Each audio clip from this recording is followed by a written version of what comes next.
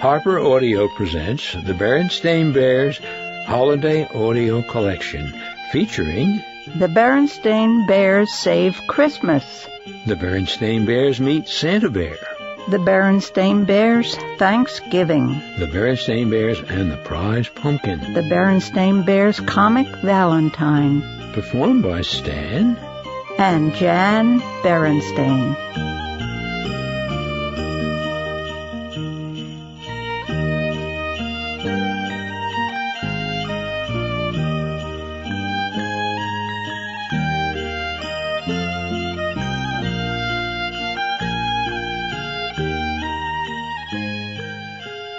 The Berenstain Bears Save Christmas by Stan and Jan Berenstain with Mike Berenstain.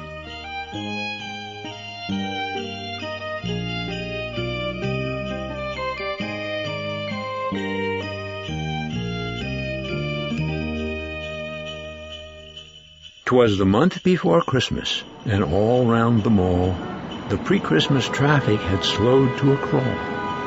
The stores were a-selling, the horns were a-blowing, the shoppers were busily to-ing and fro-ing. Even the family that lived down the sunny dirt road, for directions just ask any chipmunk or toad, and were usually full of calm Christmas cheer.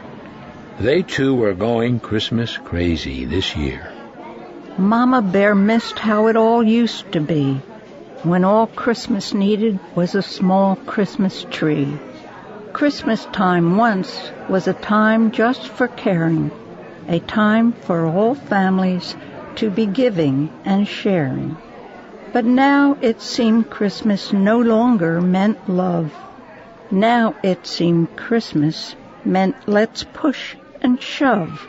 Let's fight for that very last toy on the shelf. Let's look out for that fellow known as yourself. But a watcher was watching that Bear Country scene, keeping close track of Christmas on his scanner machine. And who was that watcher, did I hear you ask? Why, the person in charge of the whole Christmas task. It was Santa himself who was watching this mess. And what did he think? You can probably guess.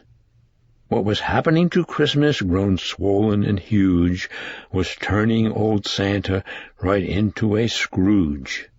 Santa, like Mama, longed for Christmas of old, when he flew through the night so bracingly cold, in his magical sleigh, all laden with toys, for all the good little cub girls and boys. But now things had changed, and not for the better. He used to enjoy reading each little cub's letter. Now Santa got email, which he read with alarm, all asking for toys, fully lacking in charm. This cub wants a video game, and I hate to say it, but this game is so complicated it's easier not to play it. And here is one that's even worse. Cubs simply do not need it. A virtual pet that ups and bites if you fail to feed it. And worst of all, this cub wants this innovative cutie, a miniature canine named Little Doggy Duty, with an item purchase extra that's positively super, a high-tech battery-operated electronic pooper-scooper. Santa Bear was angry, upset and annoyed. If things don't change, he thundered, Christmas will be null and void. And depressed and discouraged, he jumped into his bed, turned out all the lights, and pulled the covers over his head. Meanwhile, look what was happening on the Bear family's street. Christmas had become a chance for all bears to compete. You have never seen such gaggles of winking, blinking lights, or such a loud and rude display of un-Christmassy sounds and sights. Great big plastic Santas that were roaring ho, ho, ho, a whole entire house that was wrapped with a bow, gigantic candy canes reaching for the sky, speakers blaring Christmas hits at neighbors passing by, reindeer whose red noses would put Rudolph's nose to shame, The bears, one and all, had been caught up in the game. All of them were trying for the best Christmas display. All of them were vying to turn nighttime into day. The cubs were also caught up in this nasty Christmas rage. Their Christmas wish list grew to cover page after page. Mama Bear tried her best to pull Pa from the brink. She begged him please to take a moment just to stop and think. But Papa, like the cubs, was still carried quite away. There was no doubt the greedies would spoil Christmas Day. Now, Mrs. Santa loved Christmas just as much as her mate. She especially liked the catalog that came from barrel and crate. But she, too, thought that Christmas had gotten out of hand and that the Christmas greedies were spreading through the land. She was worried about Christmas, but worried more about her mate. Hot tea usually cheered him up, with fresh-baked cookies on a plate. But Santa Bear was gone. There was just a note on the bed. It was pinned to Santa's pillow, and this is what it said. Subject: Christmas is canceled. To my dear and loving wife. Christmas is my life, and what I have to say is that the true spirit of Christmas has somehow lost its way. I have gone to find it. I will search until I do, but better that there's none at all than what it's turned into. Your loving husband. Of course, Santa's disappearance made the network news. Folks gathered round their TV screens in 4s and 3s and 2s. They called up all the talk shows, and all said, "What a shame!" But not a single bear thought the bears were to blame. Mama Bear knew better. Of course Santa Bear has quit. And with all that's happened, you can't blame him a bit. We've blotted out the stars with 1,000,000 watts of light. We have lost the Christmas spirit and forgotten all that's right. The bears knew in their heart of hearts that Mama Bear was right, and that they had all contributed to Christmas's sad plight. The bear cubs got the message, and Papa Bear did too. But what was done, they thought. And what were they to do? Well, said Mama Bear, we could set a good example. I think a few lights around the door will be more than ample.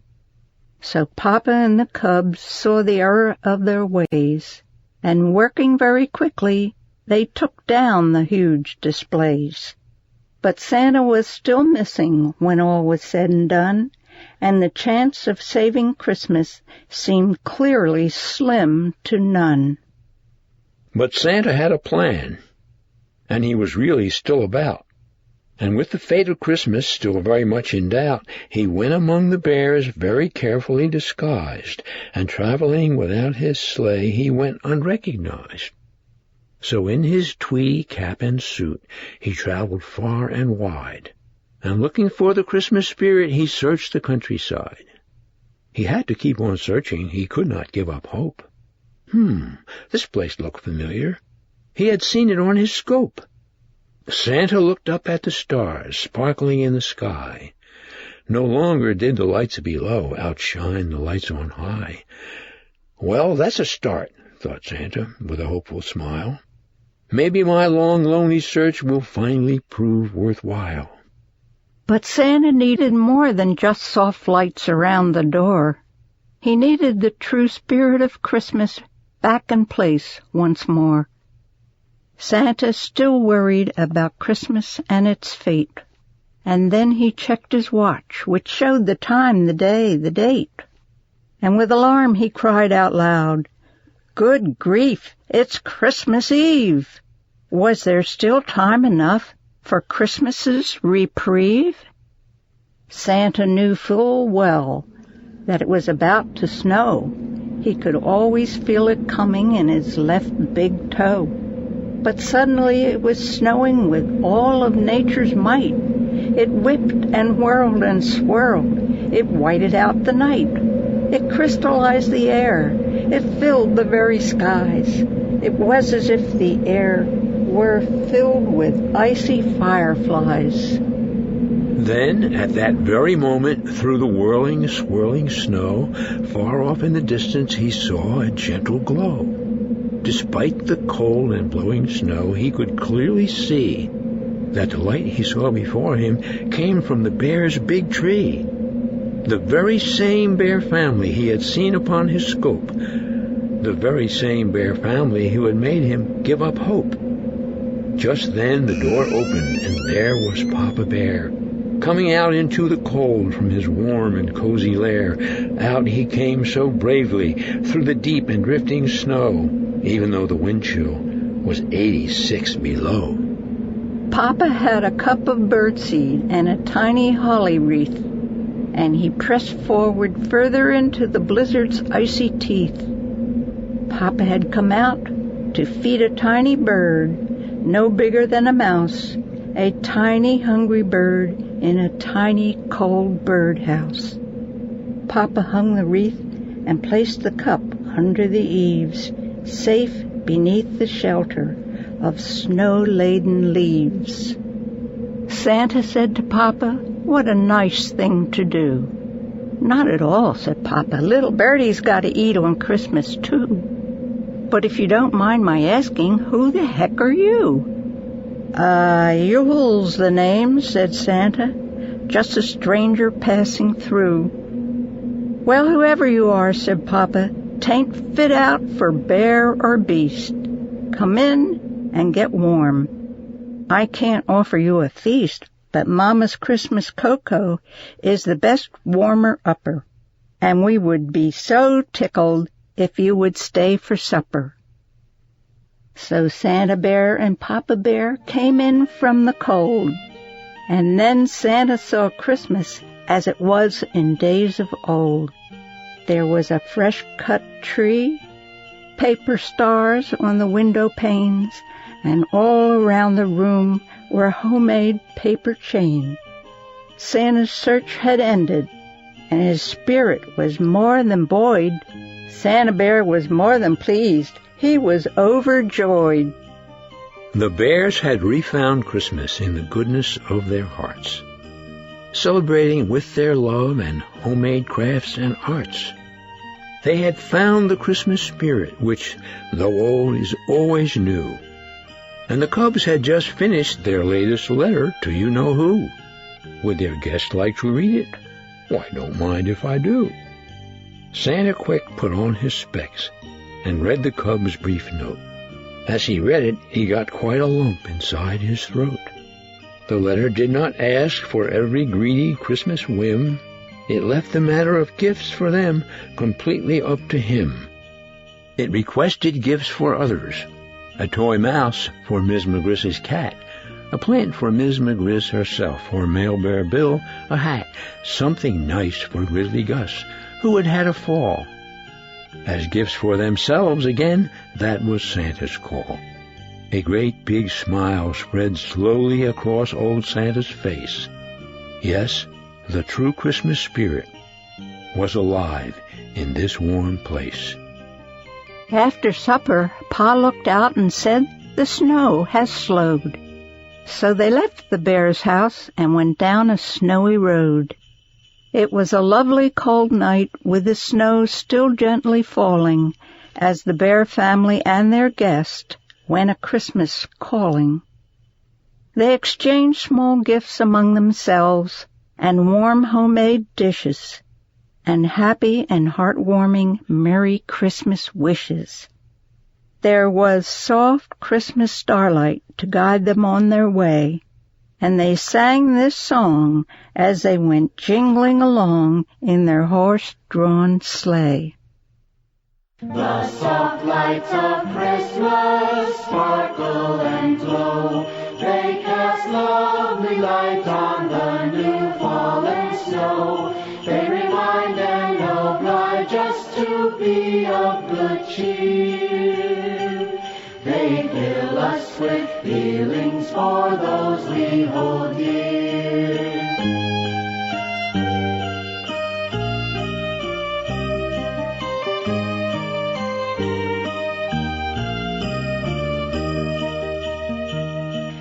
We pass through the night to visit family and friends.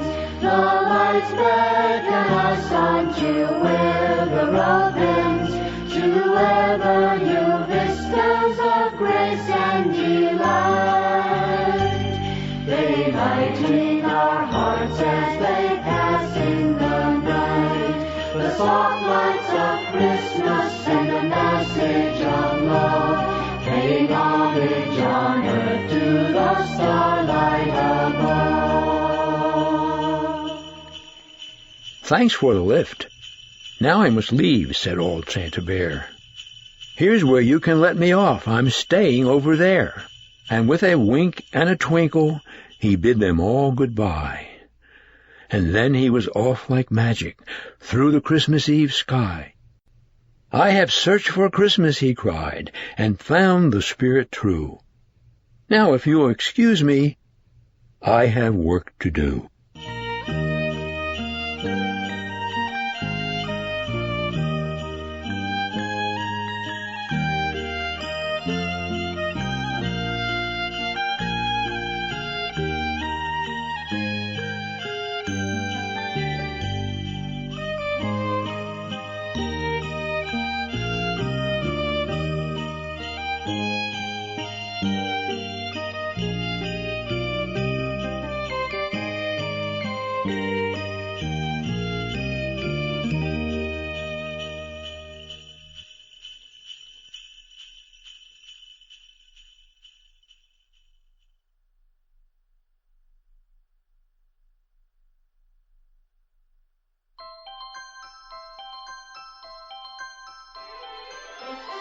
The Berenstain Bears Meet Santa Bear by Stan and Jan Berenstain.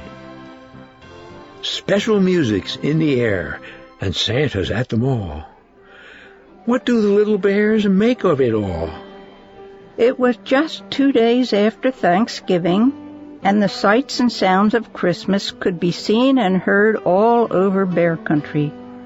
It seems to me, said Mama Bear as the Bear family arrived at the Bear Country Mall, that the Christmas season starts earlier every year.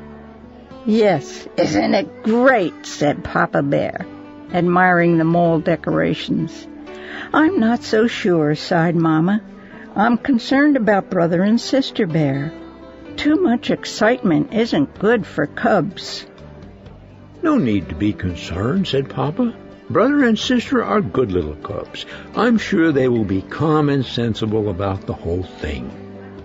But if Papa had looked at brother and sister at that moment, he wouldn't have been so sure. They were passing the big new toy store, and brother and sister didn't look the least bit calm and sensible. They had just come from watching Saturday morning television, and there had been lots of commercials for the new Christmas toys. Sister had wanted them all. A bear hug teddy that hugged you back when you squeezed it, a ride-on pink pony, a clown-faced mobile kit, and giggly goo, a strange substance that you could make into all sorts of funny shapes. There had been some things that had excited Brother, too, especially a remote-control robot that could stand on its head, and a dinosaur molding kit. And there they were, right in the toy store window, plus lots more. Sister was so excited she was practically jumping up and down. And when Brother read a sign saying Santa Bear was coming to the mall to meet all his cub friends, she got even more excited. Santa Bear, she cried. Oh, Mama, may I come meet Santa Bear? Please, may I, please? In good time, said Mama, sighing again. Calm and sensible, eh? She said, looking at Papa. Sister Bear could hardly wait to start her Christmas list. She needed a little help from Brother with the hard words, but she didn't need any help thinking up things she wanted for Christmas. Over the next few days, the sights and sounds of Christmas became stronger and stronger, and Sister's list grew longer and longer. After a while, it sounded like this. Dear Santa Bear, this is my Christmas list. Bear hug teddy, happy pink pony, clown mobile, giggly goo, a red ball, bubble pipe, gumball machine, dollhouse furniture, new doll clothes, electric toy washing machine, comb and brush set, birthstone ring, pink mittens, storybooks, coloring books, crayons, paints, paint pad clay, bunny puppet, froggy puppet, teddy cart, bike, pogo stick, roller skates, tiddlywinks, puzzles. You know, warned Brother, if your list is too long, Santa Bear might think you're greedy and not bring you anything. Sister hadn't thought of that. Santa Bear has a lot of cubs besides you to think about, all the cubs in the world. She hadn't thought of that either. As she looked at her long list, she began to get a little nervous. "Have you ever met Santa Bear?" she asked Brother. "Sure," answered Brother, who was finishing up his list, which was very short. "A couple of years ago. He asked if I'd been good. Then I told him what I wanted for Christmas and gave him my list. And that was that. It was fun." Brother's list looked like this. "Dear Santa Bear, for Christmas I would like a robot that can stand on its head and a dinosaur molding set, and some surprises. Thank you, Brother Bear." Now Sister was really nervous. She thought of all the times she hadn't been exactly good. The time she and Brother had gotten into a fight and shouted at each other. The time Mama's best lamp had gotten broken and they had told a big lie. And the time they let their room get so messy that Mama had threatened to throw away all their toys. "Oh, I wouldn't worry about those times," said Mama, giving Sister a little hug. "Santa Bear doesn't expect cubs to be perfect, just good." Then she said, "I hope you have your list ready, because tomorrow is the day you're going to meet Santa Bear." Sister gulped. "It's almost ready," she said. "But what about your list for Santa, yours and Papa's?" "Don't worry about that, sweetie," said Papa. "Santa Bear isn't for grown-ups. He's just for cubs." "Psst," whispered Brother. "Presents for Mama and Papa is our job, silly. Come on, let's see how much you've got in your piggy bank." Sister had just enough. Brother had enough and a little extra. That evening Sister made a new list. It looked a lot like Brother's. When they got to Santa Bear's little house in the mall, the next day there was a line. While Sister waited, she began to think about Santa and what a hard job he had. She wondered how he took care of all those cubs. She wondered where he got all those presents. She wondered. Then, before she could wonder another wonder, it was her turn, and she was up on Santa Bear's big lap. "It's very nice to see you," he said in a deep, jolly voice. "Now tell me, my dear, have you been good this year?" "Well," said Sister, taking a deep breath, "I haven't been perfect, but I have been good." Then she told him what she wanted for Christmas and gave him her list. Santa gave Sister and every other cub a souvenir coloring book. The cover showed him and his 8 tiny reindeer flying through the starry night. Sister's mind was so filled with thoughts about Santa that she almost forgot about the special shopping she had to do. But Brother remembered. They found just the right presents for Mama and Papa. Sister chose a fine new fur brush for Papa and a lovely new pincushion for Mama. Brother bought Mama a box of her favorite breakfast tea, and for Papa a handy pocket calculator. "Look," said Sister as they were leaving the mall, "another Santa." She was right. There, ringing a bell, was a rather skinny Santa with a scraggly beard. Beside him was a big iron pot that said, "Help the Needy." "That's one of Santa's many helpers," explained Papa. "His job is to collect money to help the needy. Birds who need seed, squirrels who didn't put enough aside for the winter." The Bear family all put money in the pot. Sister had spent all hers and had to borrow some from Mama. Finally, the days and weeks of preparation and waiting were over, and it was Christmas Eve. "You know something, Papa?" said Sister as she helped hang the last holly wreath. "I've been thinking about Santa Bear and what a hard job he has. How can he visit every cub in the world in just a single night? Where does he get all those gifts? And besides, how can reindeer fly? And how can the sleigh land if it doesn't snow? And how can Santa come down our skinny little chimney?" Papa took a deep breath, then looked up at the starry sky. "I guess the answer, my dear, is that Christmas is such a special time that very special, almost magical things can happen. And the most magical thing of all is Santa Bear. I'd say he has the best job in the whole world, because the joy of giving is what Christmas is all about." "I suppose," said Sister, "that Santa could just skip the chimney and come in the front door." "I suppose," said Papa. Then, before she went in, she took one last look at the starry sky, but it had clouded over, and now, instead of stars, there were snowflakes, thousands and thousands of small, silent snowflakes. "Well," she thought, "at least that'll help with the sleigh." When Sister woke up on Christmas morning, Bear Country was covered with a beautiful blanket of snow, and the floor beneath the bear's Christmas tree was covered with piles of beautiful presents. What fun! What excitement! What shouting! Then, when the excitement and shouting were over, the cubs watched Mama and Papa open their presents. "What lovely, thoughtful gifts," said Mama. "Just what I wanted," said Papa. It was a very special moment. Sister knew right then and there that Papa was right. Santa Bear did have the best job in the whole world, because the joy of giving was what Christmas was all about.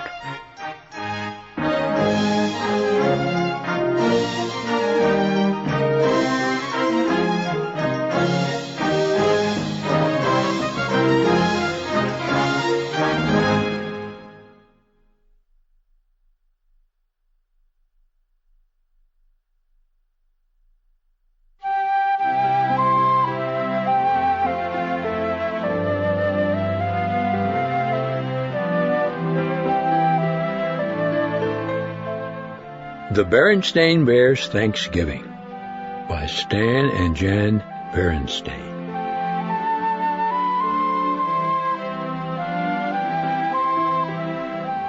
Let's visit the bears. It's round the next bend down a sunny dirt road. Just ask the next squirrel, caterpillar, or toad for the treehouse home of the bear family, where Ma, Pa, and the cubs are cozy and warm in their split-level tree. Just at the moment, inside their quaint home, Ma's reading the harvest honeycomb. It's a very old custom done in a special way, performed in preparation for the bears' Thanksgiving Day. Mama swung a honeycomb over a floured pan.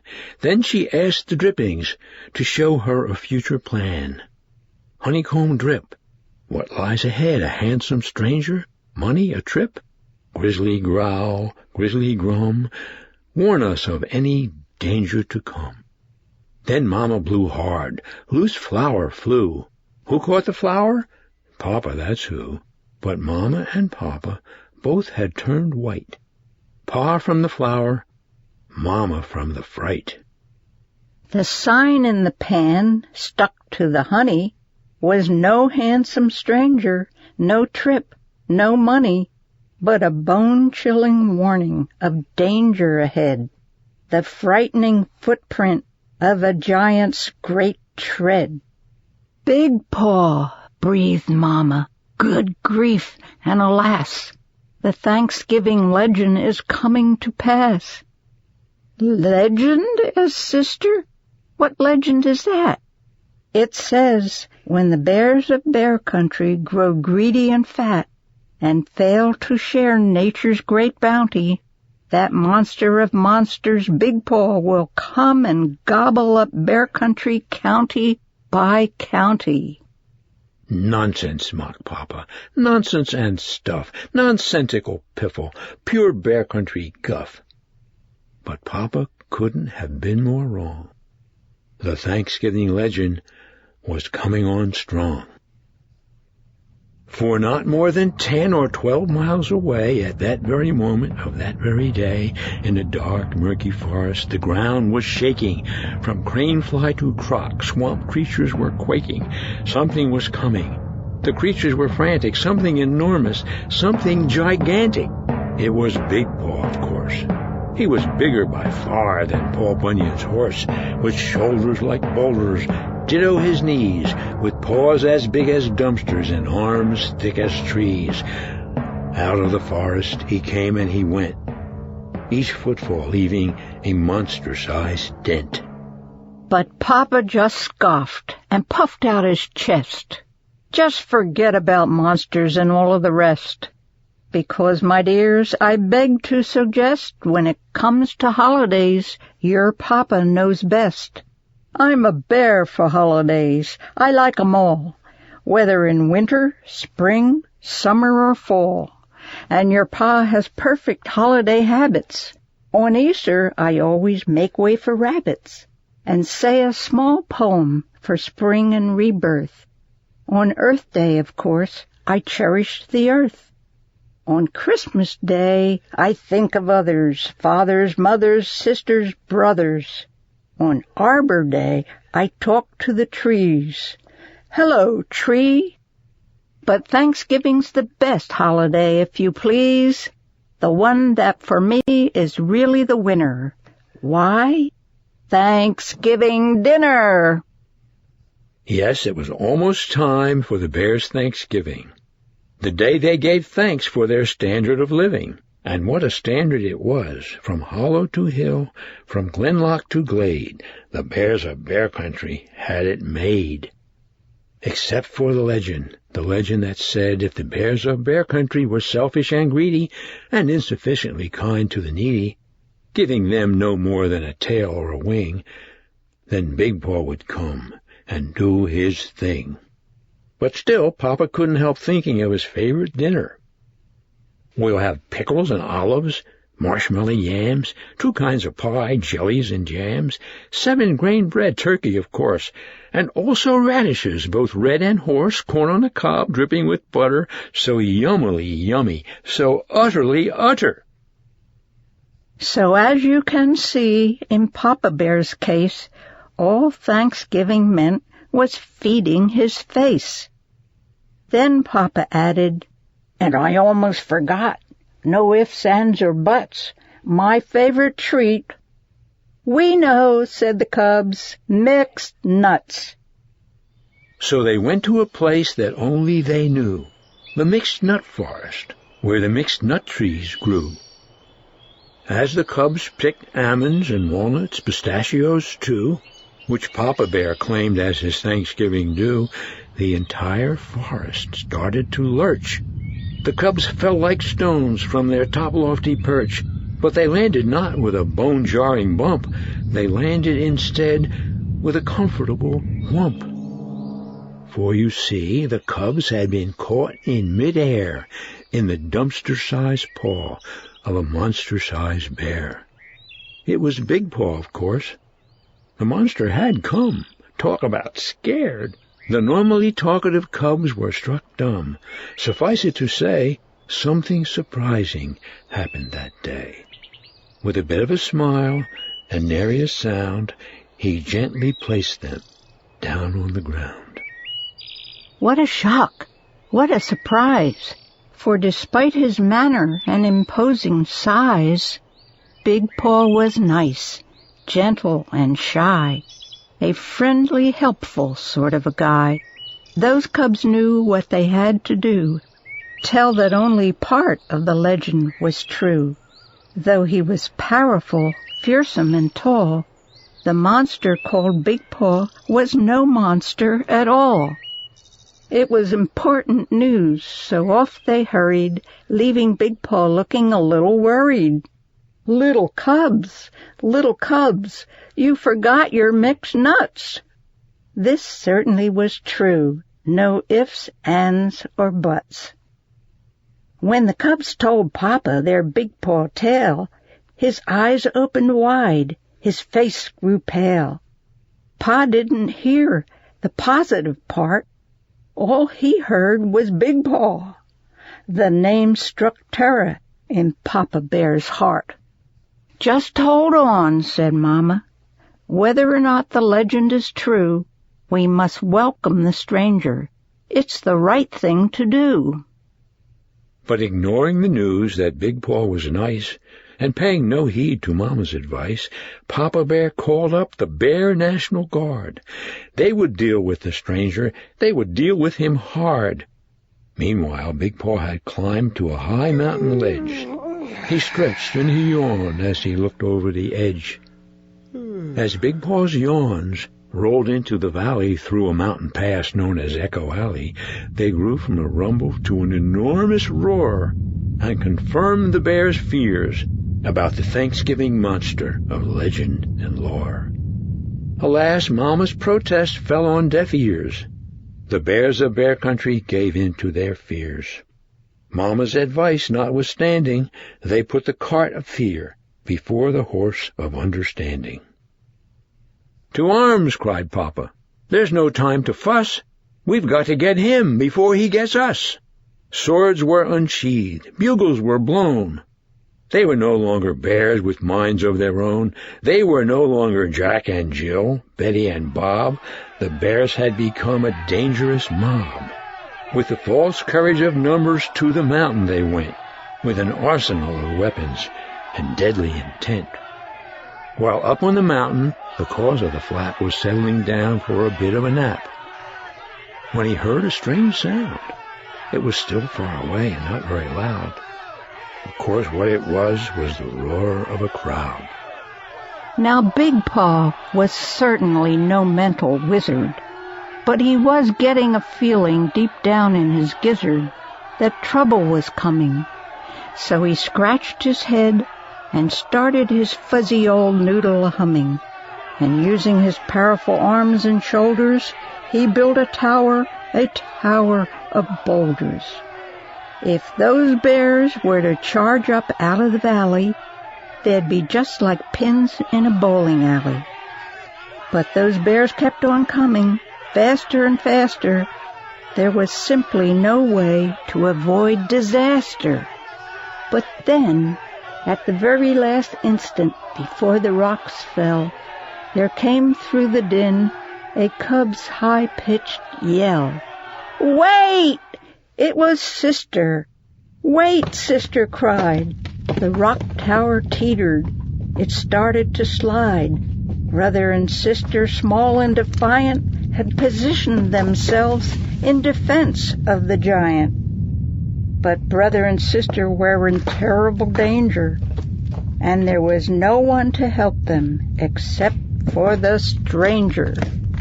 With the bears looking on in amazement and shock, Big Paw held back that tower of rock, and with the great strength of his mighty right arm, he protected small brother and sister from harm. "Big Paw's our friend. He's very nice. He saved us once. Now he's rescued us twice." Weapons and hats filled the air, plus thankful shouts from every bear. There was joy in the valley on that fateful day. The bears welcomed the stranger. Yes, they had a debt to repay, but it was more than that. At Thanksgiving dinner the very next day, host Papa Bear had this to say: "Friends, we are thankful that we have learned to share our bounty with our fellow bear." Then Big Paw said, "Excuse me, please. If you don't mind, here is something you left behind." "Look, Papa," said the cubs, "your favorite treat, mixed nuts." Yes, friends, it was quite a Thanksgiving. No ifs, ands, or buts.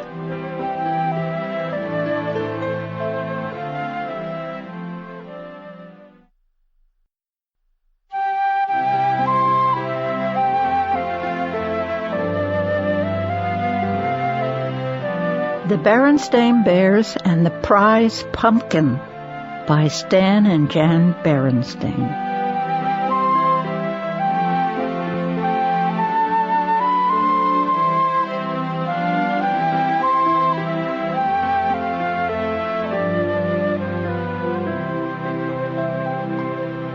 First prize, second prize, third prize, or none.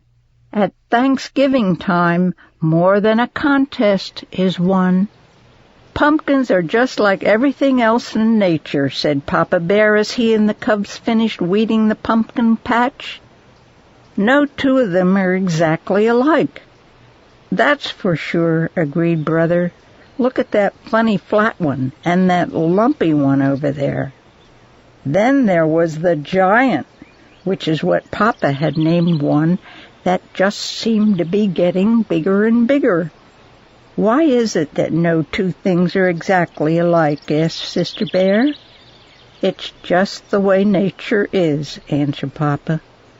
Time to wash up for supper, called Mama Bear from the treehouse steps.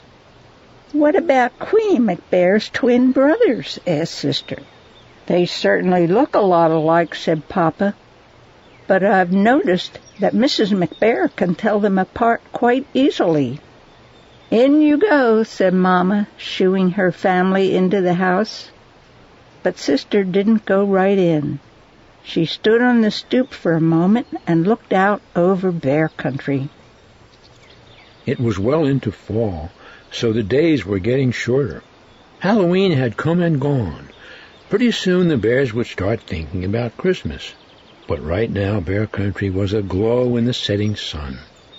Farmer Ben's well-kept farm looked especially fine, with its baled hay, corn shocks, and pumpkins casting long shadows.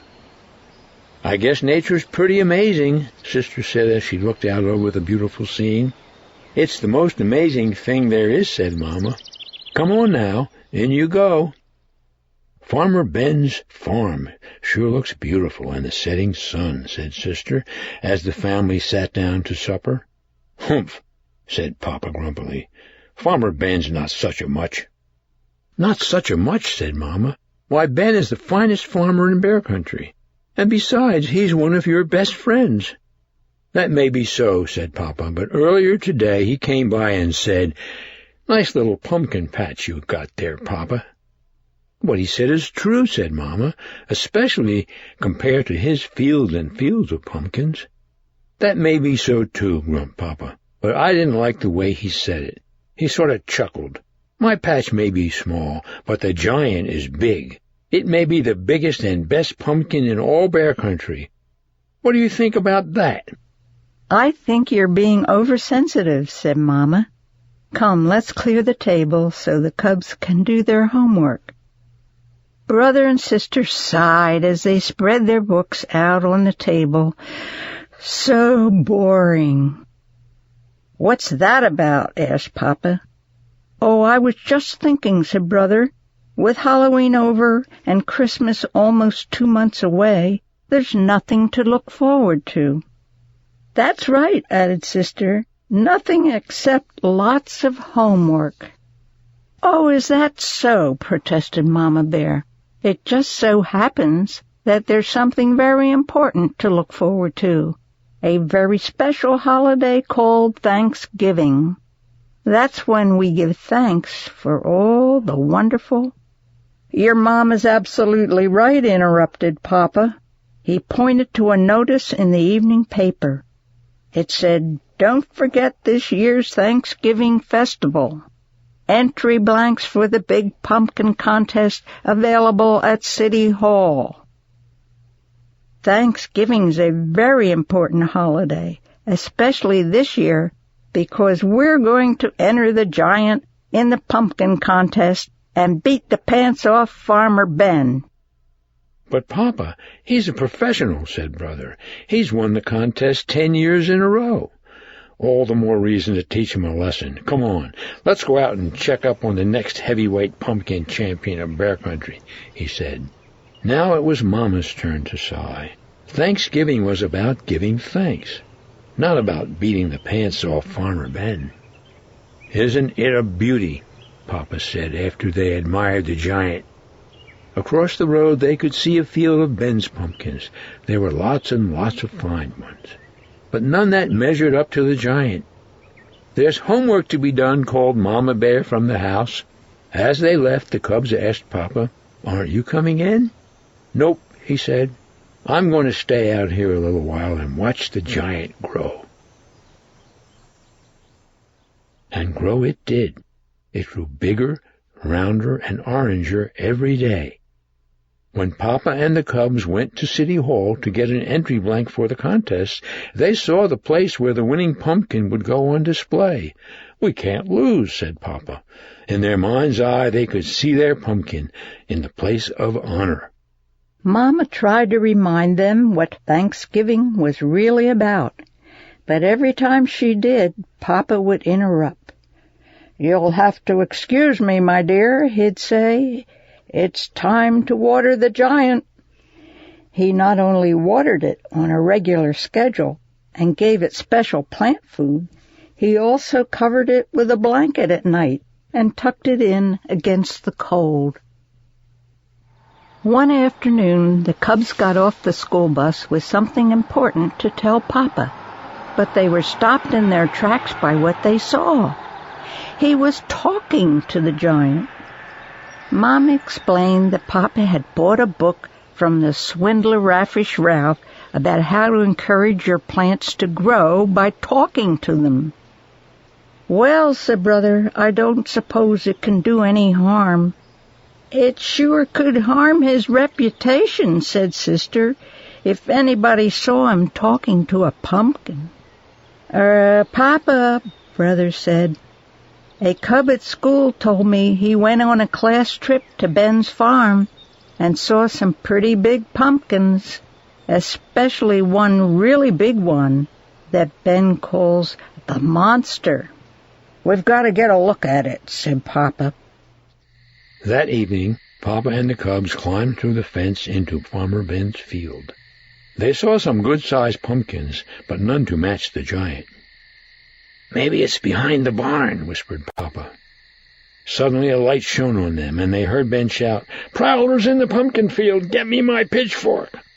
They got out of there so fast Papa tore his overalls climbing through the fence. "What have you been up to?" asked Mama when they got home. "Nothing much," said Papa, "just strolling in the moonlight." The weekend before Thanksgiving arrived, and it was time for the big festival. The Bear family got there just in time.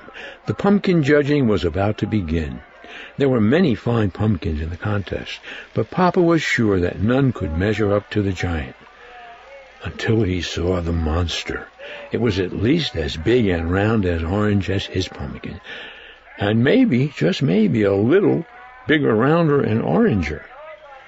The bears waited nervously while the judges studied, measured, and weighed, and then studied, measured, and weighed some more. Finally, they made their announcement. "The first prize winner and still champion." Of course, that meant Farmer Ben had won. It was close. It turned out that Ben's monster was just a little bigger, rounder, and oranger than Papa's giant. But that wasn't the worst of it.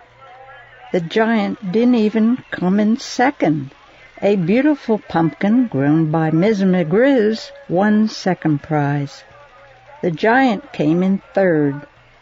Papa and the cubs were crushed and very quiet as they pushed their third prize winner home in a wheelbarrow. It wasn't until they reached the crest of a hill that overlooked Bear Country that Mama decided to have her say. "I know you're disappointed, but third prize is nothing to be ashamed of. Besides, Thanksgiving isn't about contests and prizes. It's about giving thanks, and it seems to me that we have a lot to be thankful for." Perhaps it was Mama's lecture, or maybe it was how beautiful Bear Country looked in the sunset's rosy glow. But whatever the reason, Papa and the cubs began to understand what Mama was talking about. Even more so on Thanksgiving Day. After the bears gave thanks for the wonderful meal they were about to enjoy, Sister Bear gave her own special thanks. "I'm thankful," she said, "that we didn't win first prize. If we had, the giant would be on display in front of City Hall, instead of being part of the yummy pies we're going to have for dessert." As the laughter faded and the bears thought about the blessings of family, home, and neighbors, they knew deep in their hearts that there was no question about it. Indeed, they did have a great deal to be thankful for.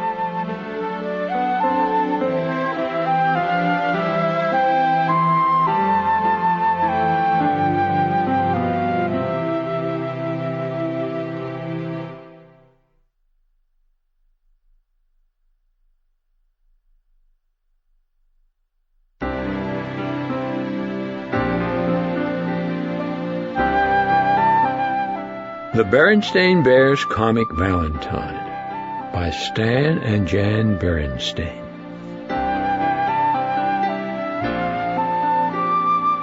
For every Dick and Jane and Jerry, a special day in February is a time to win, a time to woo, a time for saying, "I love you," with Valentines both comical and serious and messages mysterious. Brother Bear turned a little pale when he saw the morning mail, a valentine addressed to Brother Bear. All that he could do was stare. On the envelope appeared 4 letters, big and bold, that gave Brother goosebumps and made his blood run cold. Yes, something truly was amiss. It said SWAK, sealed with a kiss. His pail gave way to a sudden rush of blood that caused a mighty blush.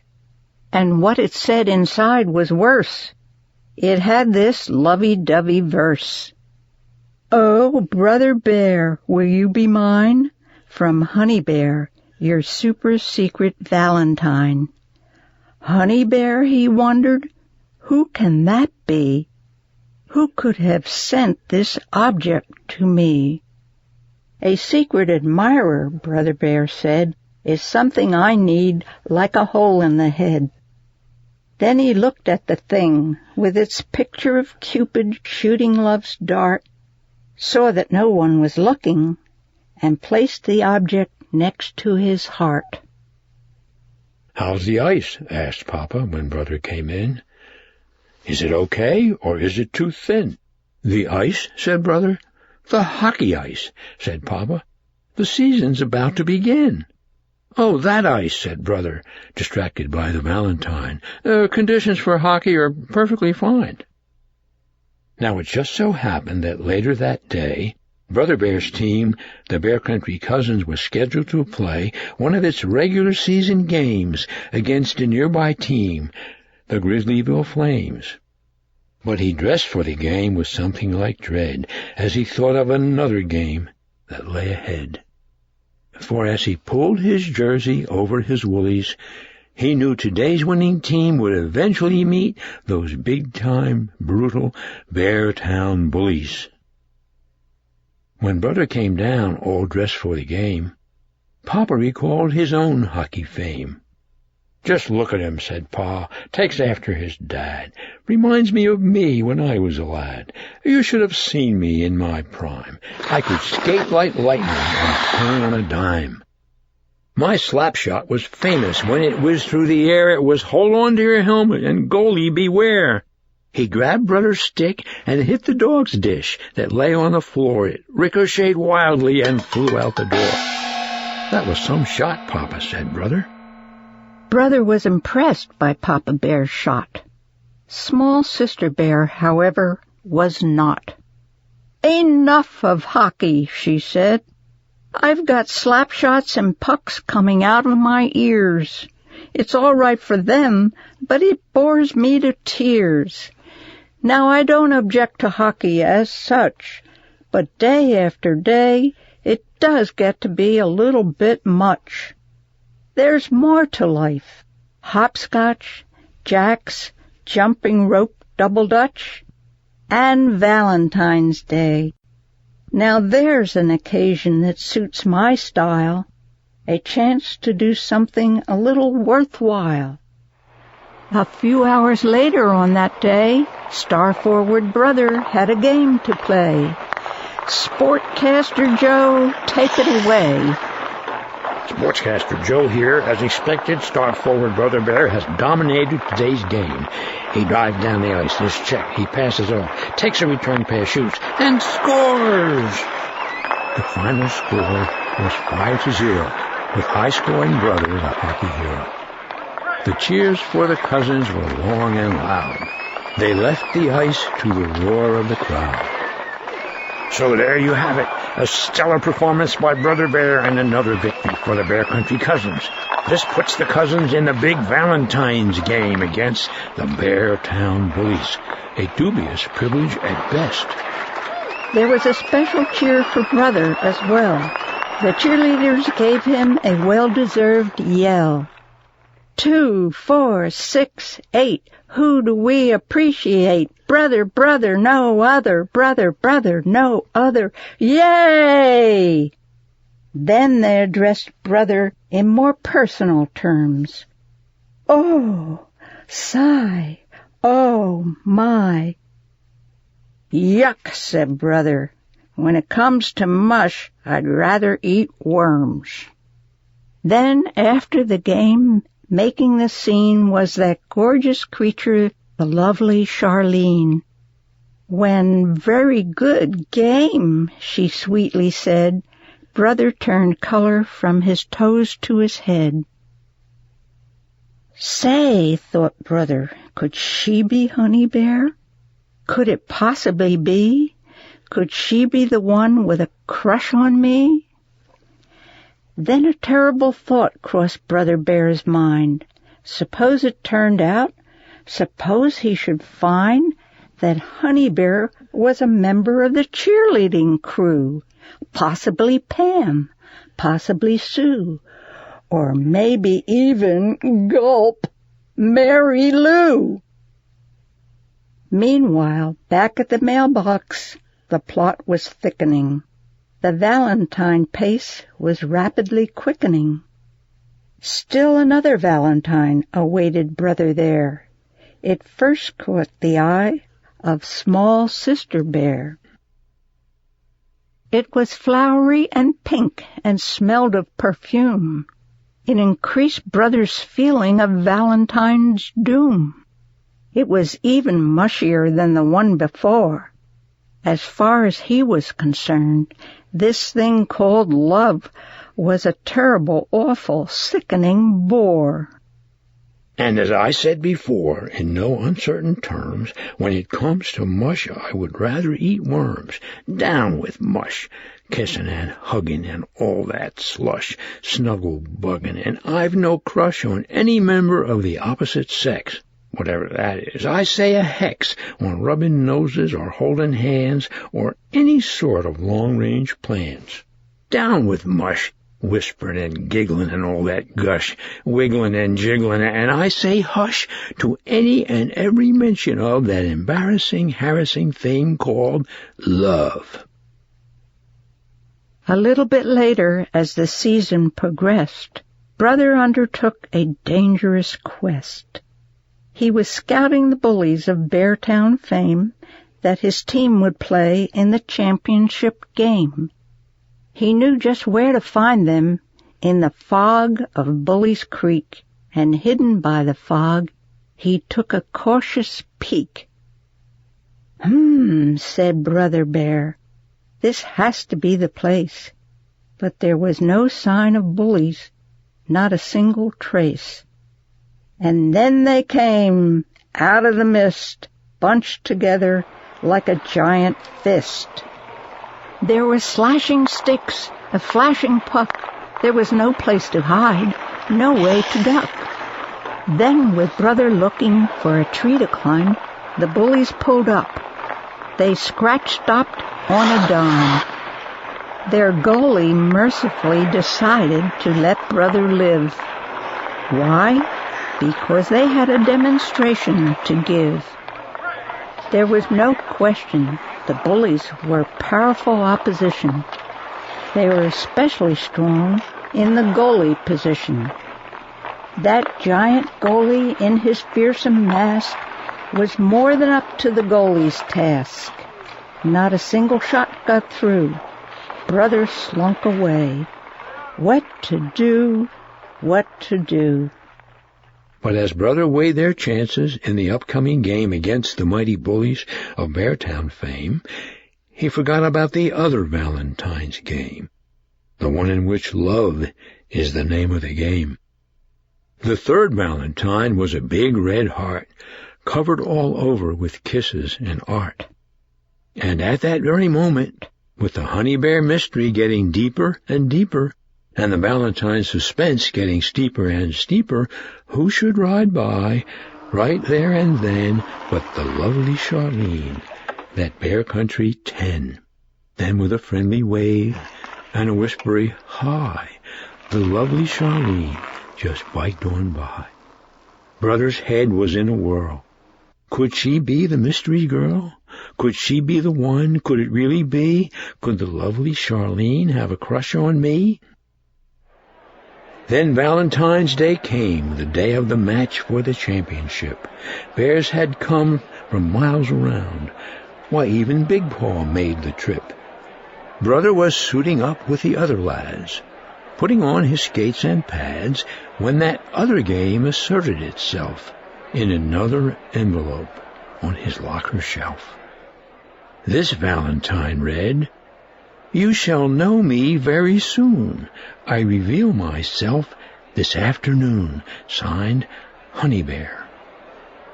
Brother tried being angry, frustrated, furious, but he just couldn't manage it. He was much too curious. He scanned the stands, surveyed the scene, and got a smile for his trouble from, yes, you guessed it, the lovely Charlene. Then came the cheers of the cheerleading crew. We mustn't forget the cheerleading crew, consisting of Pam and Sue and, gulp, Mary Lou. Pluck and luck, luck and pluck, make those bullies eat that puck. And after the cheer, Sportscaster Joe. The referee drops the puck, and this long-awaited game is underway. The bullies control. Oh, they are big. Cousin Star forward, Brother Bear skating hard, steals and passes off. He is checked hard. Oh, these bullies are tough. Brother recovers, takes a return pass, and shoots. An easy save for the bullies' super goalie. Yes, this match is everything we hoped it would be. Bullies' power against Cousin's speed. Star forward Brother Bear against Bullies' super goalie. With the Bullies leading 1-0 and just minutes to play, it begins to look like another Bullies' year. And Brother looks a little discouraged. And who can blame him? There was no doubt Brother was tired. So in an effort to get his engine refired, he looked in the stands for the lovely Charlene. But when he found her, his disappointment was keen. Because the cousins were losing, Charlene had switched sides. Charlene was lovely, but she was as changeable as the tides. Brother saw red.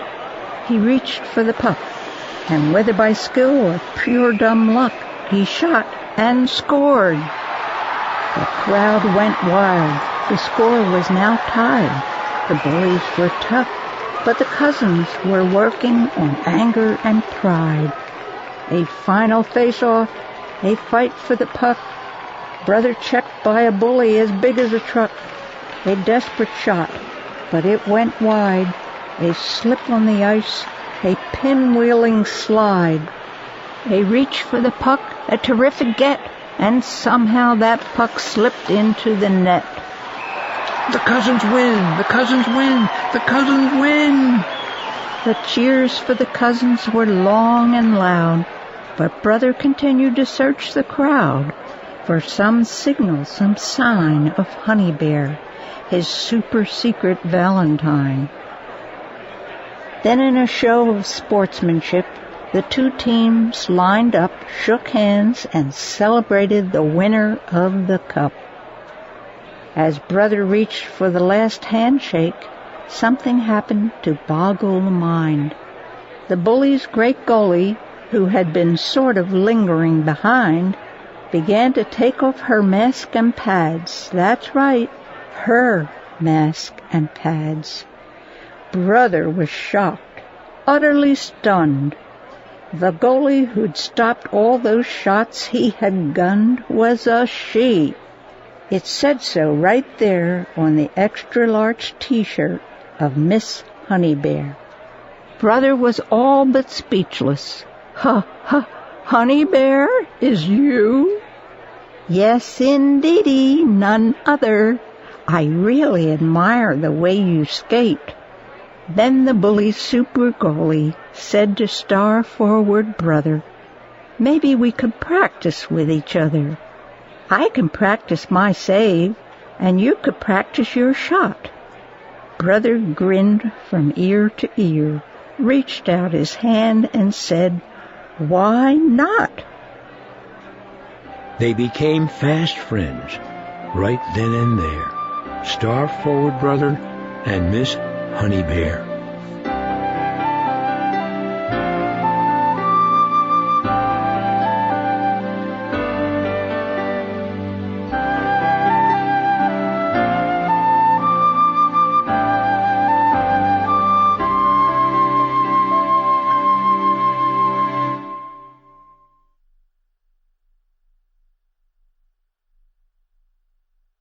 Hi, I'm Rick Harris, and I'm here with Jan, Stan, and Mike Berenstain.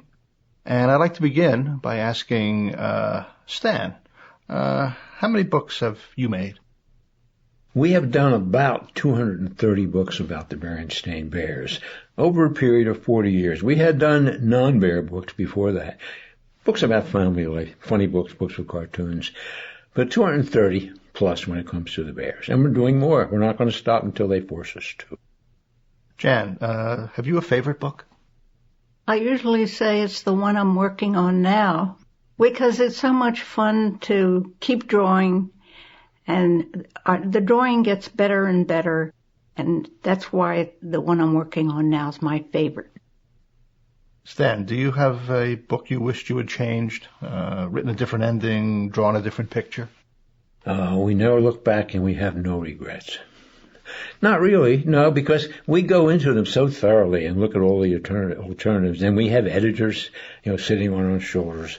So it's a pretty logical process. We've been doing it a long time, and we usually end up with what we had hoped to get. It's not always as well received as perhaps we hoped it would be, but generally the books have done well. How old were you when you decided you wanted to become an artist, Stan? I began drawing when I was a tiny little kid, 4 or 5 years old. I didn't have any sense of what an artist was. I just used to take the round paper bags in my grandmother's Army Navy store and the big red marking crayon and draw pictures on it. They didn't look like much. My mother remembers them as being masterful, Michelangelo no less, but I'm pretty sure they were scribbles. Jan? Well, I always wanted to be an artist. My dad trained as an artist, although he made his living as a carpenter, and I just wanted to be able to do what he did. So I started very young, and I would sit beside him at his drafting table and draw in my copybook. As a matter of fact, he showed me how to draw a tree when I was about 6, and that was very helpful. What did you do after that in terms of becoming an artist? Well, I would draw all through elementary school and high school. In elementary school, in the days when I went to elementary school, the teacher would pick 1 or 2 of the best artists in the class to do all the murals and pictures for the room. So it really got me going. I think art teachers are more democratic today and insist the whole class be involved. But it was, that's how it went with me in those days. And Stan, what about you? Well, my first big experience as a juvenile artist was when I became interested in a prize fighter named Primo Carnera, who was a huge imported heavyweight. My next door neighbor was a shoemaker, Mr. Vita Colonna, and to celebrate this imported Italian fighter who was going to fight Max Baer, he made an enormous shoe which he put in the window. Well, that inspired me. There were also photographs of Mr. Carnera hitting people, and I thought that was great. My maternal grandmother had just died earlier than that, and they had repapered the upstairs room where she had died. Well, I sneaked up there with a big red crayon and did murals of Primo Carnera all around the room. Now, in those days, spanking wasn't frowned upon. What was frowned upon was marking up newly papered walls. So I made my mark on the wall, and my dad made his mark on me. Where do you guys get your ideas for your stories? Mostly, well, Jan, you take a shot. Well, from family experiences. When we were doing grown-up books, we were doing family humor, only we had a people family. And we decided when Dr. Seuss, Ted Geisel, became president of Beginner Books and was looking for children's books for his beginner book line, we decided we'd do a family for children to enjoy, and we just decided to have a bear family, but they would be just like people, only more so. That's a play on a rhyme in the theme song of our new television show, which runs like a little bit furrier about the torso, but just like people, only more so. How has the business of making books changed since you first started? Not very much for us. We do it all. People say, do you do your books on a computer? Well, I can't imagine doing a book on a computer. I've asked people, and apparently it takes about $1 billion computer to be able to simply draw books on a computer. We're very traditionally oriented. We trained as traditional artists, painters, drawers, and that hasn't changed much. Our sons work with us now. Michael is an artist, and he draws and paints all by hand, as we do. But his older brother did work on a computer when he wrote some of our books. And they were chapter books for older children. Is it lonely? I mean, you guys work... No. Where we live is teeming with squirrels and woodchucks and skunks. And there's Stephanie, our assistant, and she'll often come in and tell me about last night's reality television show. You can't get lonesome in a situation like that. You forgot the deer. Oh, the deer. Lots of deer. No antelope, but we've had as many as 40 deer on our acreage, small acreage. They do kind of an ingathering in the fall. And also, every year since we've been in this particular place, which is since, I sometimes say 1776, but it was 1976, a mommy deer has had a baby or two in our little woods every year. It's remarkable. One time they were triplets, which I understand is very unusual with deer. And so it's hard to get lonely. And we have neighbors, And our two sons have conferences with us every once in a while. Oh, yeah. When you were young, what was your favorite book? I loved Robinson Crusoe. My favorite series when I was even younger was the Tom Swift series. Tom Swift was a boy inventor. And I remember one of the first books I ever bought at Leary's used book stand for about $0.05 was Tom Swift and His Electric Rifle, which shot farther and straighter than any rifle on earth. That really that got me off of the Bobbsey Twins. I had been reading the Bobbsey Twins. Jan, what was your favorite? A Child's Garden of Verses by Robert Louis Stevenson, illustrated by Jessie Wilcox Smith. It was given to me when I was 6 for my birthday. It was the first book I ever owned, and I really worked hard to be able to read every one of those poems. And I got to love poetry. I got to love rhymes. Only there was one poem called System that had 2 words that were supposed to rhyme and didn't. I remember was Every day that I've been good, I get an orange after food. But that's okay. I forgave him. Now, today, what is your favorite book today? Oh, today. What was the favorite book today? I just read a Ken Follett book, was very good. That wasn't Black Hawk Down. That's the fellow from the Inquirer. No, Jan reads books, especially when she received them for Mother's Day from her sons. Yes. That was about an airplane. It was about an airplane. Yeah. It was very interesting to me. It was about the Danish Underground, actually. It was a very interesting book. It was very interesting to me because I worked on airplanes during World War II. So. Rosie the Riveter. Jan doesn't like that song. Stan, what's your current favorite book? I just read, what was it called? It was a big military history about the invasion of North Africa. And I forget what it was called, but it was big, exhaustive, and it had some wonderful things in it, odd things. I can't remember which odd things they were. It was about a man who was a archaeologist and was on the staff of the Pennsylvania Museum for a long time and had a TV show. And he invented a sort of a scatological booby trap based on mule excreta, which was, I thought, wonderfully inventive. Mike, when you were young, did you like to draw? I love to draw. In fact, my earliest memory is of drawing. I remember sitting on the floor of my parents' studio, which was a flagstone floor, nice and cool, and scribbling on a piece of yellow paper with a big black pencil. So I must have been around 2 years old because I was still just in the scribbling stage. And I remember my mother coming over and pointing at this kind of hairball that I had made and pointing to a little shape in the mess and saying, "Look, you've drawn a fish."